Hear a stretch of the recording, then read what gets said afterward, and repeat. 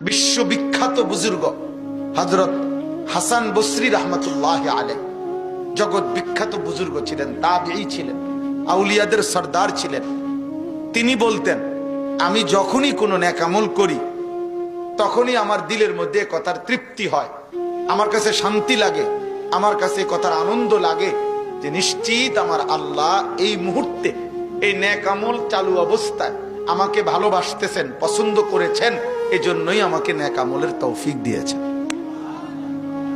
এই জন্য বান্দা আল্লাহর ইবাদত বন্দিগি, আল্লাহর কথা মানার তৌফিক পাওয়া এটা ভিন্ন বিষয়। ভাত মাছ চাল ডাল, দুনিয়া সংসার বাজার বিল্ডিং, এটা ভিন্ন বিষয়। এটা আল্লাহ তাআলা ইমানদার কাফের মুশরিক বেঈমান হিন্দু বৌদ্ধ ইহুদি খ্রিস্টান নাস্তিক মুরতাদ আল্লাহকেই মানে না এদেরকেও দিচ্ছেন আমাদের চোখের সামনে। বাড়ি দালান বিল্ডিং ঘর সংসার স্ত্রী সন্তান টাকা পয়সা জায়গা জমি ক্ষেত ফসল খাদ্য খাবার আহার নিদ্রা ঘুম পেশাব পায়খানা যৌন চাহিদা পূরণ, এটা আল্লাহ তাআলা সকলকে দিচ্ছেন।